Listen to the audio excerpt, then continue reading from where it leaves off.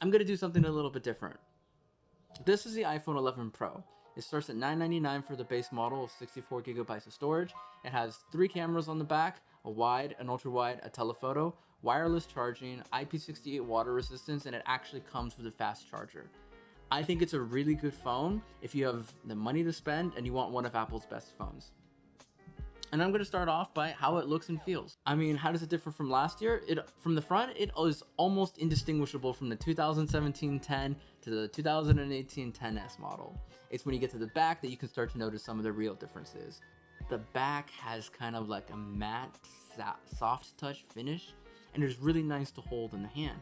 They also moved the logo to the middle of the phone instead of higher up where it used to be. And then of course, you've got the triple camera system, which looks very distinguishably different from the years in the past. It doesn't stick out that much, but if you set it on a table and you hit this side, you will notice it'll start to rock. Not a big deal. But that 5.8-inch display has actually been improved in itself. This is their Super Retina XDR display, and what that means is that the contrast details are better, and it now supports Dolby Vision. So if you enjoy watching videos on your phone, they're gonna look sharp and they're gonna look phenomenal. Some of the other differences that they've introduced from last year is the A13 Bionic chip and that third lens. And put together, they create a really awesome, incredible experience. The A13 Bionic chip is a beast. It has really good performance, and the battery life is absolutely superb. I have not gotten any battery life like this in some of the other Android phones that have been bigger than this, and it all fits in a one-handed 5.8-inch phone. It is so refreshing and so nice to have a small one-handed phone that hits all the check boxes, from good performance, good battery life, and good photography, and of course software support. It's really good. I do have to say that part of the reason why the battery life is so good is because they removed 3D touch. That might be a quiet death for a lot of people, but I personally really liked to use 3D touch. I was a big fan of peeking and popping, which is when you 3D touch, press hard on like an email or a text message, and it would bring up a kind of small menu, and if it was worth replying to, I would press harder and dive into the whole conversation. I thought it was really cool, but Apple didn't just completely kill the feature. They replaced it with a very similar behaving option called haptic touch. Basically, when you long press on something, all the same contextual menus that I mentioned will pop up instead, and you'll click on one of the options that will show up, and you will be able to do pretty much what I was saying. I was sad about its removal until I got the phone, and I noticed those 4 hours additional battery life, and then 5 hours if you got the 11 Pro Max additional battery life. It is something I am totally okay with in a trade-off like that. I can remove my phone off the charger at about 10 o'clock in the morning and bring it back to the charger at about midnight, with still about 23 to 30% battery life left over. And granted, that's with about 5 hours of screen on time, and I use that for an occasional YouTube video, navigating to work, using Reddit, Instagram, and Twitter. It'll do the whole works very easily. I think part of that is because iOS is just really well optimized. It doesn't have anything like multitasking, so everything it performs is incredibly snappy and very reliable. I had no issues the entire time I was using the phone. I also have some gripes about iOS 13, and if you do too, the iPhone 11 Pro is not entirely going to make you just forget about those gripes. One of my biggest things is not having an app drawer. It sounds kind of weird. You could put things in folders, sure, but I don't like to categorize a bunch of unrelated applications that I actually use into one folder that doesn't necessarily make sense to tap into that folder and figure out where I had it. Their folder system's fine. I just wish that they had an app drawer where I could put the rest of my applications that I don't use as often. To give this iPhone as much of a fair experience as I possibly could, I tried to limit the amount of Google apps that I used at the time, so that meant using Apple Maps and Siri as much as I could. I'm sorry, Siri is not as good as the Google Assistant.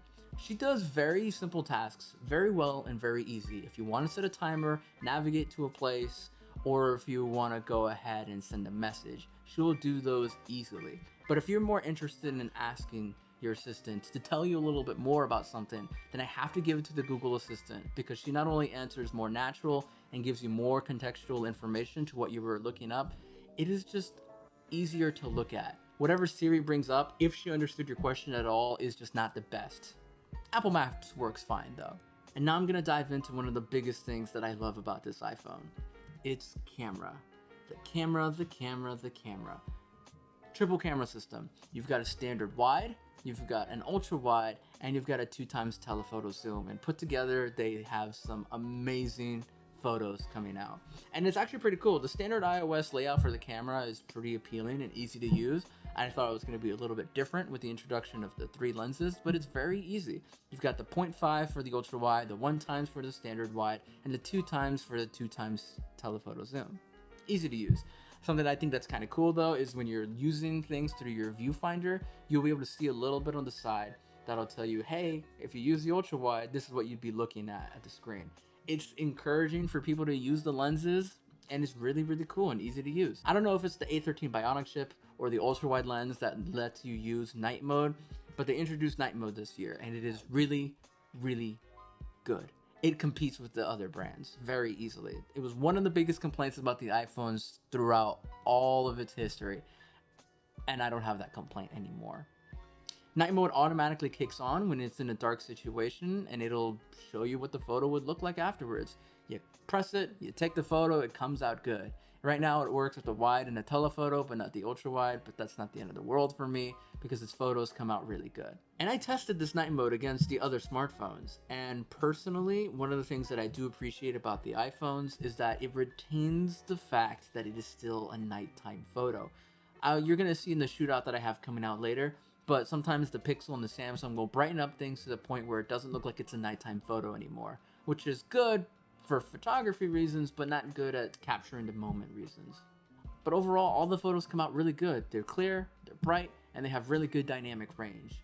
I think that the iPhone still has some work to do on portrait mode, but every smartphone manufacturer has issues with portrait mode, so I'm not going to give them a hard time for that.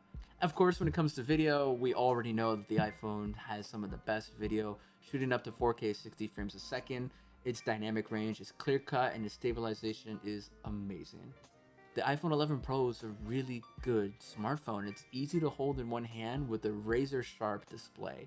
It's got great performance, amazing battery life, a very capable camera in any situation, water resistance and wireless charging, and it finally comes with a fast charger. $999 sounds like a lot, but when you consider how much performance and reliability you are getting with this iPhone 11 Pro, if you've got the money to spend, I can easily recommend this phone to anybody. And if you have a MacBook, an iPad, a set of AirPods, or an Apple Watch, having an iPhone and those accessories will only elevate the experience as to what Apple really wants you to feel is the Apple ecosystem. It is amazing to start something on the iPhone and continue it on your iPad, or answer a phone call on your MacBook if you're doing some type of work and internet browsing. It's really cool.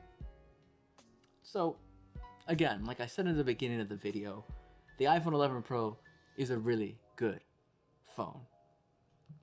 Thank you for watching, guys. If you have anything else that you want me to watch or review, I'll try to get my hands on it. I am working on the iPhone 11 Pro versus Pixel 4 XL versus Samsung Galaxy Ultra shootout, so be on the lookout for that. I'm not entirely sticking to what I want to review. I have an iPad I'm considering reviewing, or if I can branch out to other things like Dyson vacuums or an Xbox Elite controller. I'm seeing if I can figure that out, but anyone who watches, thanks for being here, and we'll see you around.